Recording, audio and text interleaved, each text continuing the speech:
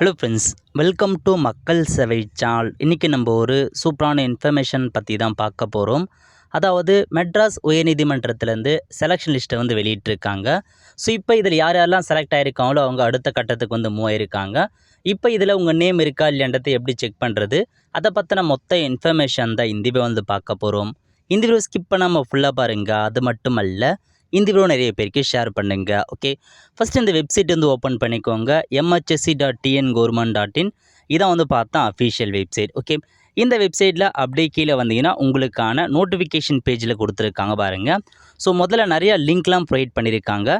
List of short listed candidate for viva voce, அதாவது examiner, reader, senior bailiff, junior bailiff, process writer போன்ற பல்வேறு பதவிகளுக்கு வந்து March மாதம் ஒரு நோட்டிஃபிகேஷன் விட்டு எக்ஸாம் அட்டன் பண்ணியிருப்பீங்க. இப்போ அதுக்கான ஒரு செலெக்ஷன் லிஸ்ட்டை வெளியிட்டாங்க.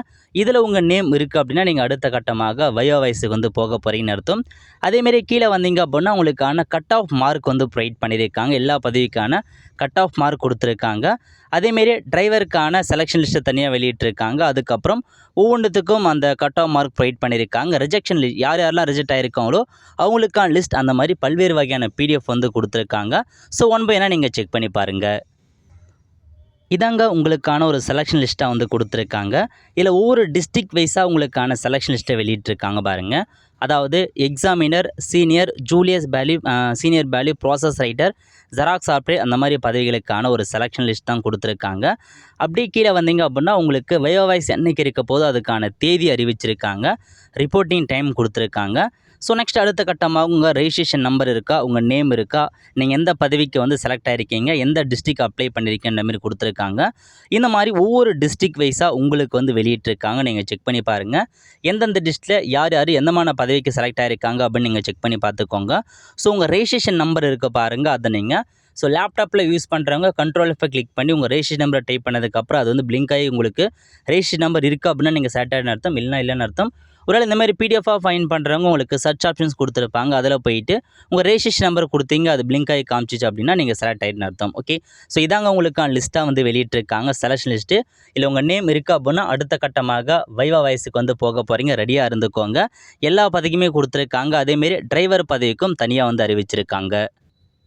நெக்ஸ்ட் உங்களுக்கான ரிஜெக்ஷன் லிஸ்ட்டில் கொடுத்துருக்காங்க பாருங்கள். ஒரு சில பேர் ரிஜெக்ட் பண்ணியிருக்காங்க, அதுக்கான காரணத்தையும் அறிவிச்சிருக்காங்க. ஒரு சில பேர் அந்த எக்ஸ்பீரியன்ஸ் சர்டிஃபிகேட், அதாவது ஜெராக்ஸ் ஆப்டேட்டுக்கான சர்டிஃபிகேட் வைக்காமல் இருக்காங்க, அதன் காரணமாக ரிஜெக்ட் பண்ணியிருக்காங்க. அது யார் யார் நேமோ அப்படின்றத நீங்கள் செக் பண்ணி பாருங்கள். அடுத்த கட்டமாக உங்களுக்கான கட் ஆஃப் பற்றி கொடுத்துருக்காங்க பாருங்கள்.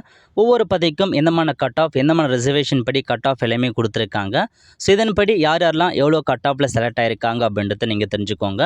ஸோ எல்லா பிடிஎஃப்மே வெப்சைட்லேயே இருக்குது, நீங்கள் செக் பண்ணி பார்த்துட்டு ஸோ உங்கள் நேம் இருக்கா இல்லையா, என்னமான கட் ஆஃப் எடுத்திருக்கீங்க, ரிசர்வேஷன் என்ன, எல்லாத்தையுமே நீங்கள் தெளிவாக பார்த்துக்கோங்க. ஸோ அதுக்கடுத்து வைவா வாய்ஸ் எப்படி இருக்க போது அதுக்கான வீடியோ கண்டிப்பாக நான் நெக்ஸ்ட் வீடியோ வந்து போஸ்ட் பண்ணுறேன். All the friends. ஸோ முக்கியமாக யாராவது செட் ஆகிருக்கீங்க அப்படின்றது நீங்கள் மறக்காமல் வந்து கமெண்ட் பாக்ஸில் தெரியப்படுத்துங்க. ஆல் த ஃப்ரெண்ட்ஸ், கண்டிப்பாக இந்த வீடியோ பிடிச்ச லைக் பண்ணுங்கள். அது மட்டும் அல்ல, இந்த வீடியோ நிறைய பேருக்கு ஷேர் பண்ணுங்கள். அடுத்து ஒரு நிலையில் சந்திப்போம். நன்றி, வணக்கம்.